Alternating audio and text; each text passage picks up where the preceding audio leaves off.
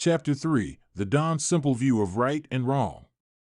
The Empire's folkways were open, and it was late at night for private conversations in the military tent, but upon hearing the words "Your Highness," the idiot princess, Ma Xiang's face still couldn't help but become tense and unsightly.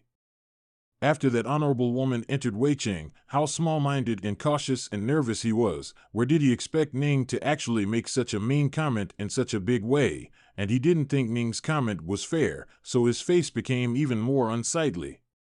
The world knew that the fourth princess of the Great Tang was not an idiot, but an extremely virtuous princess.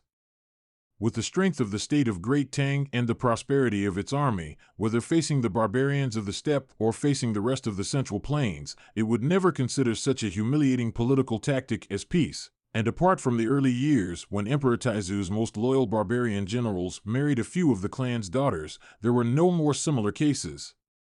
However, 3 years ago, when the grassland is unstable, the largest barbarian tribe of the Golden Horde in the hostile countries of the Great Tang secretly instigated the support of the hidden anti-heart. At that time was at the age of 13 or 14 years old. Cardamom Years, by His Majesty's favor of the fourth princess, was kneeling in front of the palace of the Great Ming, knocking steps, sobbing blood, in spite of the opposition of the country, preferring to give up the prosperity of Chang'an, insisted on marrying far away from the grasslands to the Golden Horde monarch to be a continuation of the marriage. This matter one day, the world was shocked, the public discussion, white-haired ministers of the heartbroken even on the chapter. His Majesty the Emperor was furious and shattered countless jade cups. The Empress of the complex emotions do not say a word. However, all of this cannot stop that young girl princess's determination, and the grasslands of the Golden Horde single in the knowledge of this matter after the great honor, and more like the princess of the temperament, the envoys drove 5,000 oxen, sheep, and horses into the dynasty, words humble pleading for marriage, and ultimately the emperor of the Tang dynasty. Finally, the emperor had no choice but to let his daughter in the Tianqi 11 years of marriage in the grasslands. Princess married into the prairie less than half a year, and single husband and wife, respect and harmony, once ambitious barbarian's valiant leader, turned into a calm steppe lion, quietly guarding the country, far away from the foreign land, but no longer lightly start the war provocation. Unfortunately, no one expected a few months ago, in the prime of Shan Yu suddenly died, Shan Yu's brother forced to succeed the throne. The situation on the border has become complex and tense again. But from the year that the thin figure of the young girl kneeling in front of the Daming Palace to decide on their own marriage, the whole 4 or 5 years, the northwest border of the Tang Empire has been in a precious peace. Must say that most of them are that the princess of the Palace of Credit. Rumor has it that a large part of the reason why the princess insisted on marrying far away from the grassland was to avoid the empress. However, even if this is true, in the eyes of military officials and court officials, the fourth princess's behavior of not relying on His Majesty's favor and taking the initiative to retreat in the face of the empress to avoid intensifying the conflict between the upper echelons of the empire is still a kind of sensible and extremely virtuous behavior. For the battle-hardened Tang generals like Ma Xiang, they are not afraid of war, let alone the barbarians, and the princess marriage to an enemy even makes them feel extremely humiliated, but no one would refuse the heavenly gift of peace. Therefore, their feelings towards Her Highness were very complicated, both some unexplained anger, but also inevitably some gratitude, and in the end, all these emotions gradually turned into a trace of respect that was inconvenient to talk about in their hearts. Ning was an ordinary soldier, so he didn't know if he could understand the general's complex emotions, and even if he did, he didn't think he'd care, because what he was fighting for now involved his personal safety. And he'd always thought that there weren't too many things that were more important than his own life. So he pretended not to see the general's gloomy face, and continued, I roughly counted the arrow eyes on the carriage. That new Shan Yu's hand is very black and desperate. I estimate that the princess's escort lost at least half of their lives on the grassland. It is rumored that they encountered horse thieves. Ma Xiang spoke with a somewhat unnatural look, probably even he didn't believe this claim. Even the Golden Horde monarchs wouldn't dare to blatantly attack my Tang princess, so of course it could only have been horse thieves, except that everyone knows who that group of horse thieves was disguised by.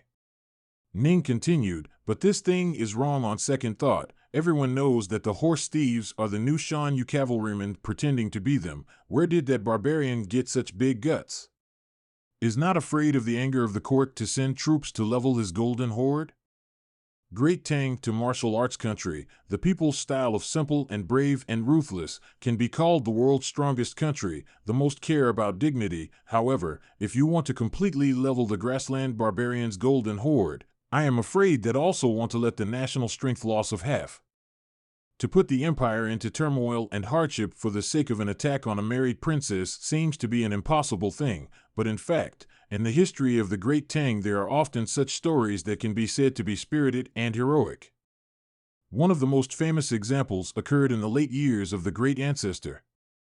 At that time, a certain grassland tribe slaughtered a certain village on the White Sheep Road. The villagers, 140 people, were decimated. The imperial emissary went to ask for punishment, and was the tribe's proud and extravagant monarch cut off the ears and drove back. Great Ancestor was furious, immediately decided to conquer the grassland. The empire mobilized, supported by 80,000 cavalry constitute a vast iron horsemen to conquer the north. The tribe was shocked fear, fleeing the top of the wind and snow into the northern wilderness, and the Great Tang iron horsemen are in hot pursuit, even for several months of war, and finally will be the other side of the tribes all slaughtered.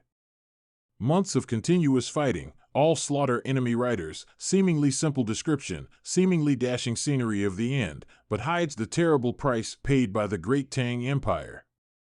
In order to support this costly war, the court sent millions of people. Levy-Hebei Road, 3 counties livestock. Minshan around the fields are deserted, 9 empty. The southern tax quadrupled. The people's grievances. The officials in the court cannot afford to take care of the political affairs. The world fell into turmoil, and even the collapse of the edge of the danger. The most marvelous temperament of the Great Tang Empire was presented in this most dangerous moment and the subsequent countless years of evaluation on this matter. When the imperial iron horsemen were marching far into the wilderness, the southern rebels did not take advantage of this good opportunity to increase their attack, and even on the contrary, they all dived back into the mountains, forests, and lakes, looking as if they did not want to drag the empire's hind legs at this time. Rebellion of the reckless. Perhaps not everyone will not think of the so-called national justice. Perhaps some of them also want to seize this heavenly opportunity. However, they have to face a reality: the poor people who always silently support them. Many of the bottom leaders and soldiers in the volunteer army, in their decision to seize this opportunity, they have with the footsteps and silence to express the fiercest opposition. The historical position of Tang Taizu, who had won the battle, was not high, even within the empire. Whether in the history books or in the stories of the tavern storytellers, the evaluation of this majestic lord often did not stray far from being a man who was good for great deeds, who was fond of using petty sycophants, who was good for cool laws, who sought longevity without any way of doing it, and so on and so forth. But no matter whether it was the most pedantic literati, the most indifferent to the power of the king, or the most hateful farmers and merchants who hated the increase of taxes, they would find all sorts of reasons to berate that founding emperor. But no one ever thought that that war, which drained the country's strength and made the people suffer only because of the king's anger, should not have been fought. Because from the founding of the country to the present, the people living in this land have always insisted on believing and guarding a simple truth: I don't bully you, but you don't want to bully me, even if I bully you, but you still don't want to bully me. Whoever bullies me, I will beat them. This is the foundation of the Great Tang Empire. This is the path of the Great Tang Empire's strength. This is exactly why the most powerful nation in this world is called Tang.